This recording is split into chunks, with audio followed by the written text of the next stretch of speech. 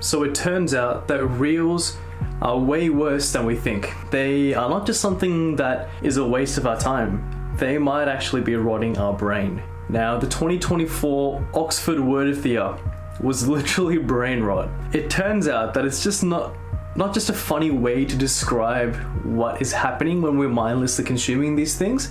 It turns out that reels, short form contents like TikTok, YouTube Shorts, are actually rotting our brains. Like, you can see it nowadays. Like, you go out in public, or if you catch a train, you might even be doing this. I sometimes do this myself. So I will look up and I just see everyone else around me.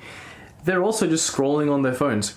And it's literally programmed like a lottery system, because you don't know what is going to come up next. It could be something that you like, it could be something that you don't like, but you don't know until you scroll and you swipe down.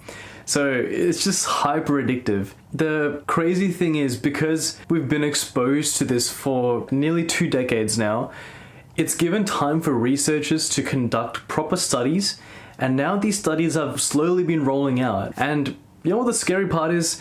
Some of these studies have shown and proven that certain parts of your brain literally get smaller as a result of social media addiction. So places like your ventral striatum, your amygdala, and even your prefrontal cortex had shown to lose gray matter. These parts of your brain, they're basically responsible for things like emotional regulation, impulse control, and making rational decisions. When these parts of your brain get smaller, it's gonna make some really big problems for humans and how we function in our day-to-day lives. Now, one of the first things that I found about social media addiction is that it basically makes you worse at making rational decisions, and it makes you worse at having self-control, and you're more likely to make impulsive decisions. The main thing that is affecting our ability to make good decisions, be rational and be less impulsive and have self-control, is that when you get addicted to social media, your brain, it actually starts to rely more on what scientists call impulsive brain systems. So basically, impulsive brain systems is when your brain is choosing the easiest way to feel good. It's like your brain is on autopilot, and it's just picking the quickest, most easiest way to get a feeling of pleasure. So it's chasing dopamine, but it's trying to chase dopamine in the easiest way possible. So the thing with these impulsive brain systems is that they're fast and they're efficient, but not in a good way. They're fast, automatic, and require almost no effort. The problem with that is, when these parts of your brain take over, you're more likely to act without thinking, be more impulsive, and you're gonna make poorer decisions because you're lacking that self-control. And it's like your brain has basically built a shortcut that skips over the part where your brain says, hey, maybe we shouldn't scroll for the next hour. That would be a pretty good idea, right? But what happens is, when you start relying more on those impulsive systems, you just sort of build that shortcut in place, and you can't function like you normally would. And here's why it's so dangerous, because the more addicted you are to social media, it starts basically shrinking the part of your brain that's responsible for making these rational decisions. The prefrontal cortex, what happens is, when it gets weaker, your brain, it starts leaning even more harder on these impulsive brain systems that just want to seek pleasure in the easiest way possible. So that's why it's really difficult to break out of this cycle, because social media essentially just rewires your brain to chase the easiest form of dopamine, quick hits of easy dopamine, and that's why it's just so hard to think long term and make those rational decisions when you're addicted to something like this. Oh, and by the way, if you're still new to my channel, my name is Gihan. I went from being an awkward,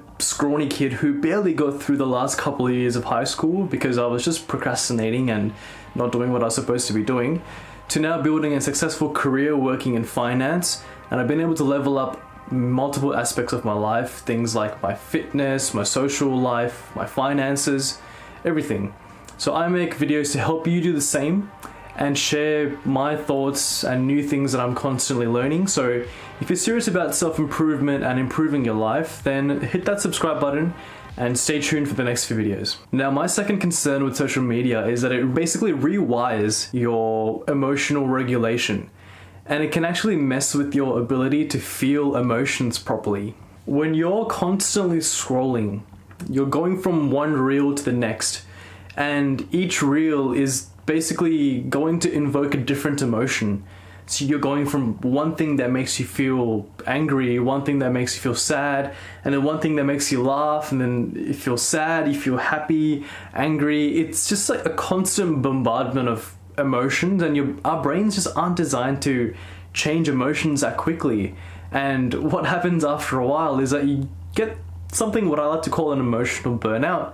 It's like an emotional hangover, essentially, where you've gone through so many emotions and your brain just starts to desensitize yourself from feeling anything. And the scary thing is that after a while, you just start feeling nothing and you feel kind of numb. And I feel like I've definitely been there before when I've just been constantly on social media all the time. Now, because social media is essentially shrinking and also rewiring the part of your brain that regulates your emotions. And the scary part is that you might not even realize it's happening until you just realize that nothing excites you anymore. You're just a numb person. You don't feel emotions as intensely as you should be. So that's why it's important to take breaks from social media and engage in real life activities that make you feel again, if that makes sense. Now, to my final point, let's talk about something that people don't really talk about, and that's how social media is essentially making you dumber over time. This is my main reason why I literally limit social media to the absolute bare minimum, and I'm going to explain why. When you spend hours and hours consuming, scrolling on social media, you're training your brain for fast thinking, quick swipes, instant answers. Your brain is getting rewired to crave speed and not depth. When you spend hours scrolling, consuming, swiping on social media, your brain is getting used to fast and shallow thinking. So things like quick swipes, instant answers. You're training your brain to crave speed, not depth. So the thing with the human brain is that it's extremely adaptive. Your focus, your memory, your decision making, those types of muscles in your brain, they actually get stronger when you slow down and do critical tasks that make you actually think, and it demands more from your brain. So as an adaptive mechanism, it actually gets stronger in those things. So if you're always glued to short form content, you're not really training those muscles in your brain, so it's gonna get weaker. It's like skipping leg day, but for your brain, right?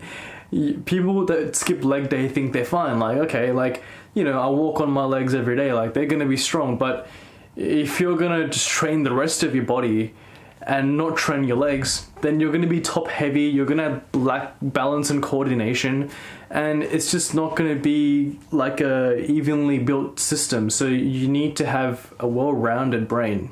So some of these studies have basically linked excessive screen time to cognitive decline, meaning it can literally make your memory worse, your focus weaker, and your ability to make good decisions will actually drop over time. It's very scary stuff.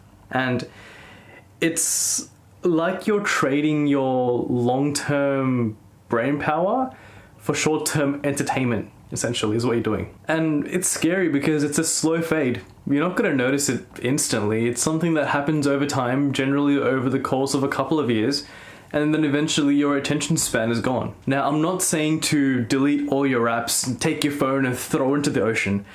I think social media has a place in the world, but we need to be more intentional.